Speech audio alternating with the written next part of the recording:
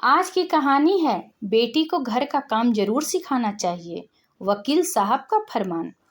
एक वकील साहब ने अपने बेटे का रिश्ता तय किया। कुछ दिनों बाद वकील साहब होने वाले समधी के घर गए तो देखा कि होने वाले समधन खाना बना रही थी। सभी बच्चे और होने वाली बहू टीवी देख रहे थे। वकील साहब ने चाय पी, कुशल जाना और चले आए। एक माह बाद वकील साहब समधी जी के घर फिर गए। देखा समधन जी झाड़ू लगा रही थी, बच्चे पढ़ रहे थे और होने वाली बहू सो रही थी। वकील साहब ने खाना खाया और चले आए। कुछ दिन बाद वकील साहब किसी काम से फिर होने वाले समधी जी के घर गए। घर में जाकर देखा होने वाले समधन बर्तन साफ कर रही थी, बच्चे टीवी देख रहे थे और होने वाली बहू खुद के हाथों में नेल पेंट लगा रही थी।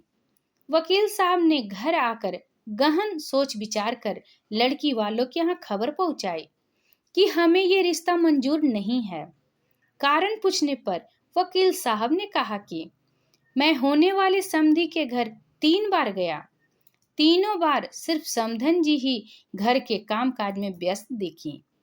एक भी बार मुझे होने वाली बहू घर का कामकाज करते हुए नहीं दिखी। जो बेटी अपने सगी माँ को हर समय काम में व्यस्त पाकर भी उनकी मदद करने का ना सोचे, उम्र दराज माँ से कम उम्र की जवान होकर भी स्वयं की माँ का हाथ बटाने का जज्बा न रखे, वो किसी और की माँ और किसी अपरिचित परिवार के बारे में क्या सोचेगी।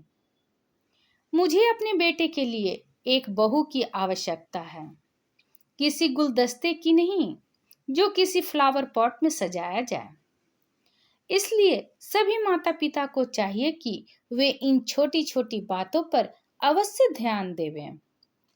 बेटी कितनी भी प्यारी क्यों न हो, उससे घर का कामकाज अवश्य करवाना चाहिए। समय समय पर डांटना भी चाहिए, जिससे ससुराल में ज्यादा काम पड़ने या डांट पड़ने पर उसके द्वारा गलत करने की कोशिश न की जाए। हमारे घर बेटी पैदा होती है, हमारी जिम्मेदारी बेटी से बहू बनाने की है। अगर हमने अपनी जिम्मेदारी ठीक तरह से नहीं निभाई, बेटी में बहू के संस्कार नहीं डाले, तो इसकी सजा बेटी को तो मिलती है और माँ बाप को मिलती है। जिंदगी भर गालियां। हर किसी को सुंदर सुशील बहू चाहिए, लेकिन भाइयों, जब हम अपनी बेटियों में एक अच्छी बहू के संस्कार डालेंगे, तभी तो हमें संस्कारित बहू मिलेगी। ये कड़वा सच शायद कुछ लोग ना बर्दाश्त कर पाए, लेकिन पढ़ें और समझें। बस इतनी सी इल्तिजा, वृद्धा आश्रम में माँ बाप को देखकर सब लोग बेटे को ही कोसते हैं, लेकिन ये कैसे भूल जाते हैं कि उन्हें वहां भेजने में किसी की बेटी का भी अहम रोल होता है। वरना बेटे अपने माँ बाप को शादी के पहले वृद्धाश्रम क्यों नहीं भेजते। आशा करती हूँ ये कहानी आपको पसंद आई होगी। इस कहानी पर आपकी क्या राय है, कमेंट करके जरूर बताइएगा। अगर पसंद आया है तो प्लीज लाइक एंड सब्सक्राइब करना ना भूलें। इसी तरह और भी कहानी सुनने के लिए कृपया बेल आइकन बटन को दबाना ना भूलें। वीडियो देखने के लिए आपका बहुत बहुत धन्यवाद।